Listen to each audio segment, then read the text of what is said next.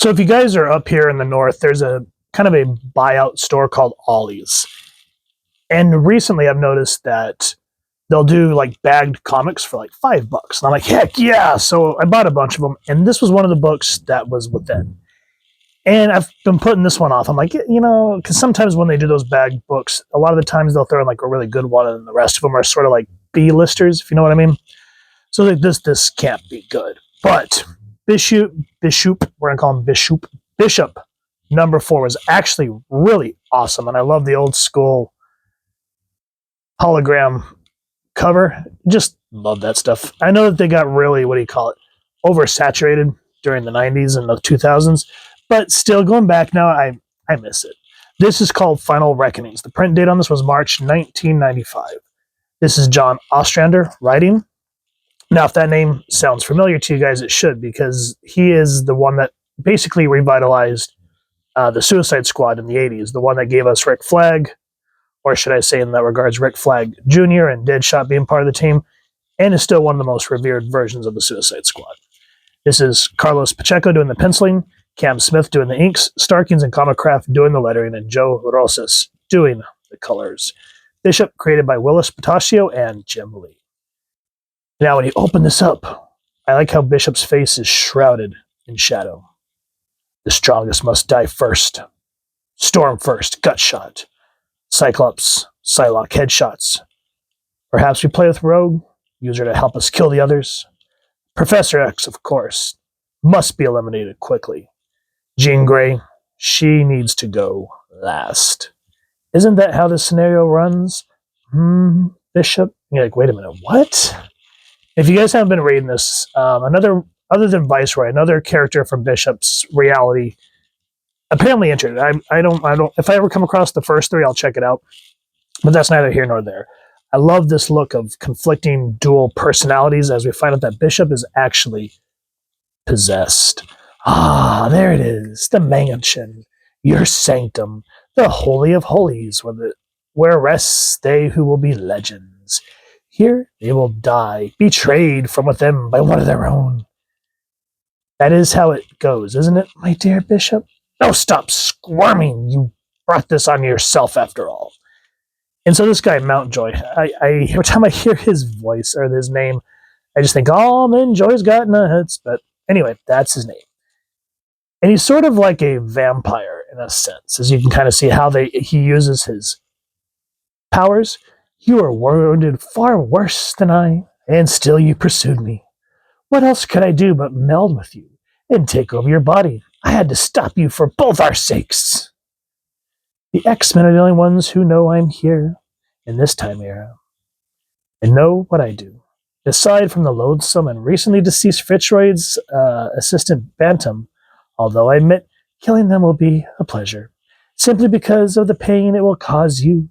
Come, let us go and begin.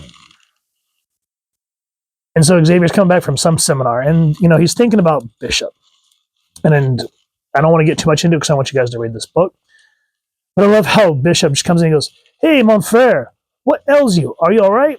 "I'm fine. Just fine." And poor Gambit just takes a clock right across the chin. Now, Mountjoy, he's able to look at his victims and he says, "Contact," and takes over their body. For the X-Men and it kind of being a vampire-esque character, that's cool. But for those of us that have been reading comics for a long time, immediately when I saw that Contact, I was like, you guys, why are you taking Jericho's powers from Marv Wolfman's Teen Titans? Because that's exactly what Jericho does. And that's how because he can't verbally say contact because his throat was slashed as a boy.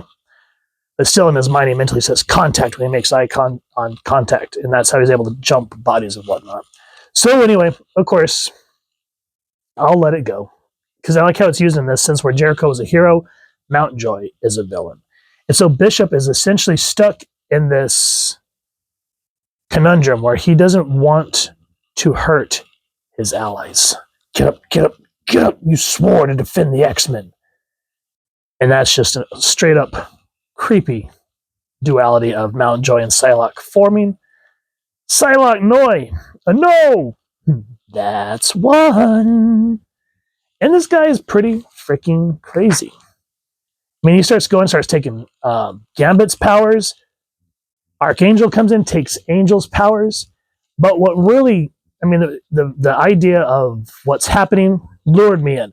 But what solidified my liking is this book finally, after all these years of reading X-Men, finally fleshed out Shard for me. I know that she was a member of Bishop's XSC, or at least they were, I don't know if she was a member of his particular platoon, but they were in the Corps together, and she died. So I knew that he kind of had a hologram of her to kind of help ease with that trauma. So I like that here we at least get to know a little more about her. Yo, bro, time to wake up. Mountjoy's off to bat the X-Men, and I'm only a hologram. Nuke it, this is my fault. I didn't even know who was in the mansion at the moment. Mountjoy has Psylocke, and if he could control the professor, I've got to do something. What you have to do, just point blank, is kill him. We've been through this before. Mountjoy has merged with Psylocke. She's my teammate. I can't kill him now. If you'd killed him before, when he had just one teammate, you wouldn't have to kill him now, when he's ready to kill all of them. That was always your problem, Shard. You're always ready to sacrifice lives, including those of your comrades. I got the job done, no matter the cost, physically or emotionally, to myself or others. That's why I got promoted, and you didn't. You wanted command. I didn't. I was comfortable where I was, which gives me an idea of how we can beat Mountjoy. And so, of course, he's going through the X-Men, utilizing all their powers.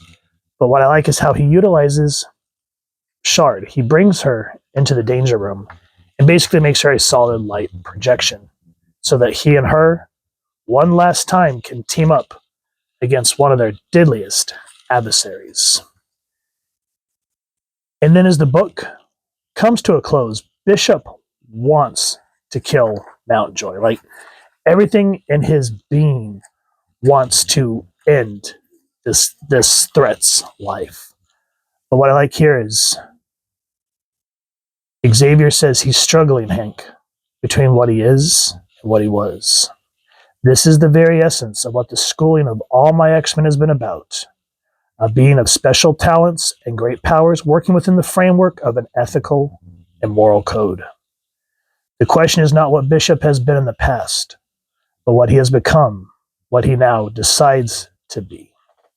And so the book ends on a very bitter, sweet, but yet a very poignant closure between Bishop, his sister, and one of their greatest adversaries.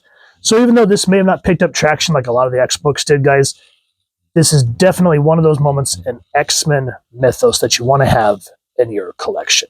So if you've enjoyed what you've seen, please first and foremost support your local comic shop or wherever you can get your action figures and comics and grab all 4 issues. And if you've enjoyed this review, really would appreciate taking a moment to like, share, and subscribe. Helps the channel more than you could possibly know.